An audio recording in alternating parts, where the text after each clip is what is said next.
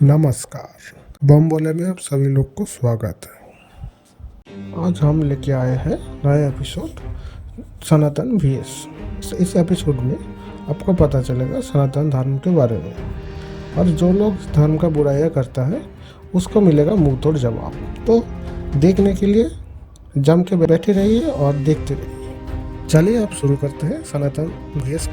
चलिए दिखाते हैं आप लोगों को एक मुसलमान बंदा किस तरह से सनातन धर्म का बदनाम कर रहा है। गौर से देखिए इस वीडियो को। अगर आपका ये सनातन धर्म इतना ही पुराना है, बड़ा ही पुराना है, तो सारी दुनिया में सिर्फ सनातन धर्म को होना चाहिए था, या सबसे बड़ा रिलीजन सनातन को होना चाहिए था। तो ये आपका सनातन धर्म भारत में ही क्यों कैद होकर रह गया? रुको जरा, सब्र करो। सनातन धर्म पूरी दुनिया में ही है, सिर्फ में हमारे भारत में ही नहीं, बाहर बहुत सारे देशों में है। उनमें से कुछ देशों का नाम मैं इस वीडियो में लूँगा।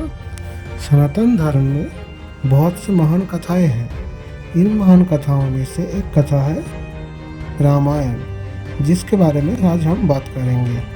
श्री राम जी की कथा सिर्फ भारत में ही नहीं, विश्व के अनेक देशों में ही सुनाई जाती है। जैसे कंबोडिया में राम कथा को रिमकर कहा जाता है, जिसे कंबोडियन शास्त्रीय नृत्य के माध्यम से दिखाया जाता है, और कंबोडियन झंडा के बीचों बीच में एक मंदिर बना हुआ है। ये हिंदू का सबसे विशाल मंदिर अंकोर वाट मंदिर का प्रतीक चिन्ह है। अंकोर वाट मंदिर भगवान विष्णु जी को समर्पित है। वहीं फिलीपींस में महारादिया लावन एक महाकाव्य है, जो स्थानीय भाषा में रामायण का ही एक रूप है। इतना ही नहीं, इंडोनेशियाई रामायण को यूनेस्को तक ने मान्यता दिया है। इंडोनेशियाई रामायण को काकाबिंग के नाम से लोग जानते हैं, और भारत की तरह ही यहाँ भी राम कथा मंचन होता है। और थाईलैंड में सम्राट को राम कहा जाता है। साथ ही थाईलैंड में रामक्यन यानी राम कथा यहाँ का राष्ट्रीय ग्रंथ है। इसी तरह कोरिया का एक बहुत ही बड़ा आबादी खुद को अयोध्या की राजकुमारी श्री रत्ना का वंशज बताता है, जिन्होंने करीब 2000 साल पहले कोरिया का राजा से विवाह किया था। अयोध्या का राजकुमारी श्री रत्ना जी के बारे में आगे मिस रीन बताएगी। राजा किमसूरो की भारतीय पत्नी महारानी हॉ का स्मारक अयोध्या में सरयू नदी के किनारे पर स्थित है। इसके पीछे एक ऐसी दिलचस्प घटना है जिसने दो अलग अलग सभ्यताओं को प्रभावित किया। नतीजतन दक्षिण कोरिया में रहने वाले लाखों कारक गोत्र वाले लोग खुद को अयोध्या साकेत से जोड़ते हैं। सुरीरत्ना जो अयोध्या से किम्हाय पहुंची। कोरिया के इतिहास में कहा गया है कि भारत के अयोध्या उस समय के साकेत से 2000 साल पहले अयोध्या की राजकुमारी सुरीरत्ना नीहू वांग ओकयुता भारत से दक्षिण कोरिया के ग्योंगसांग प्रांत के किम्हाय शहर गई थी।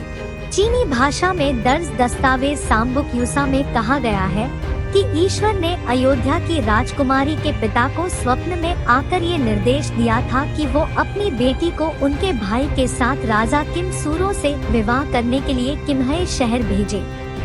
कारक गोत्र के लोग आते हैं अयोध्या।